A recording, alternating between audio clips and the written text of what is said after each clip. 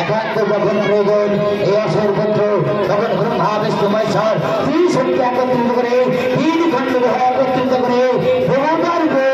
বললাম প্রাণ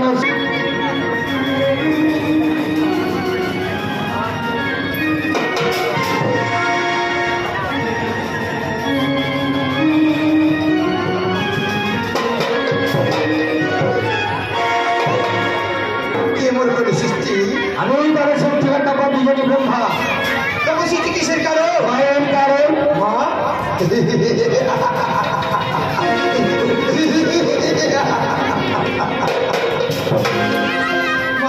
ফেলে বেড়ায় কেন মাতৃ ব্রিটিশ করে নেয় পান কোথায় কোথায় মামা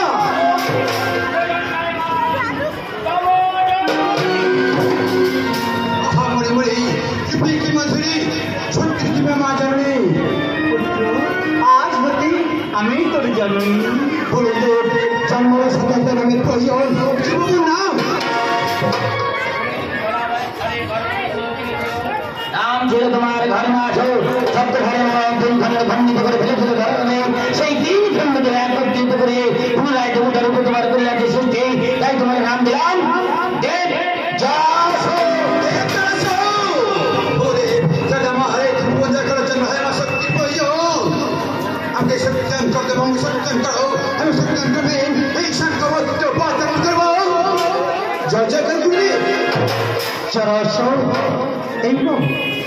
মহেশ্বরের মহাকালের মহাপুরুষ তোমার হস্তে আমি তুলে দিলাম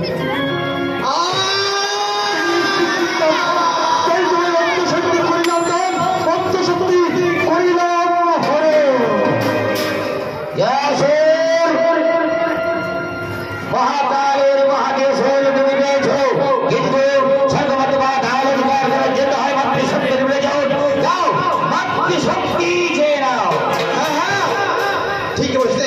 এই ত্রিভুবন জয় করার জন্য আমার শক্তি প্রয়োজন আমাকে সত্যি কর্ম সত্যি করো আমি সত্যি করবে এই স্বর্গমত পাচন করবো জয় জয় জয় মা ওরে ওরে পুত্র আমি তোর আশীর্বাদ করবো আমি যে 64 রোগের জননী দেবী শীতলা আজ হতে তুই হবি দ্বাদশ চরে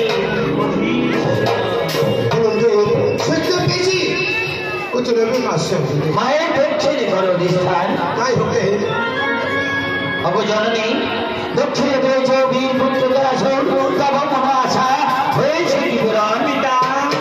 দক্ষিণে পেয়েছে জলাসুর বাম দিকটা কোনো শূন্য সত্য কে করবে শান্তির ধ্বনি কেই বা করবে উনুর ধ্বনি কে করবে আমার যাত্রাপথ আলোকিত মুখরিত তাই একটি কন্যা চাই কন্যা কন্যা কন্যা ভাই আমি কন্যা ওই তো জলাশয়ের গভীর বাঙ্গের বালিয়া নিতে মা ফিরে কোথায় বালা ফিরে মা ফিরে এই মুহূর্তে করে গর্ভপাত করে সৃষ্টি করলাম সুন্দর কন্যা আমি তোমার সৃষ্টিকর্তা পদ্ধতি ব্রহ্মা সৃষ্টি যখন করেছেন কি বলবেন না বছরে তোমার জন্ম রক্তবর্ণ দেহকানি তাই তোমার নাম দিলাম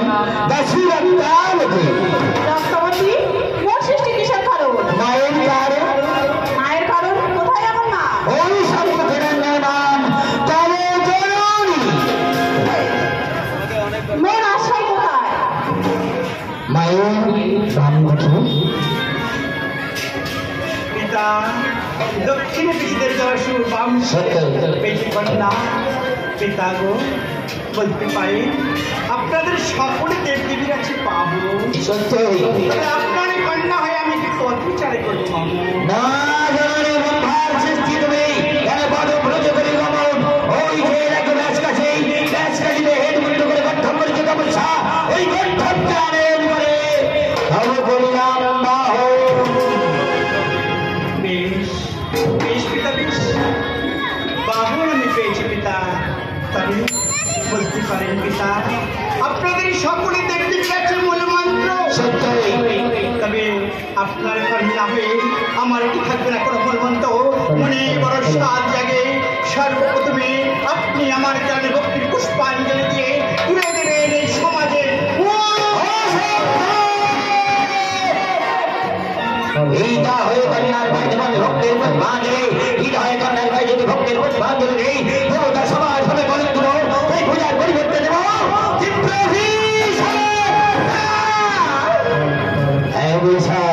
আজ হতে তোর পূজা হবে তোর মধ্যে হবে না নিরঞ্জন তোর মধ্যে হবে নিমভট মুখ্য ধরে পশু ভক্তি তোর মস্তকে করবে মলতা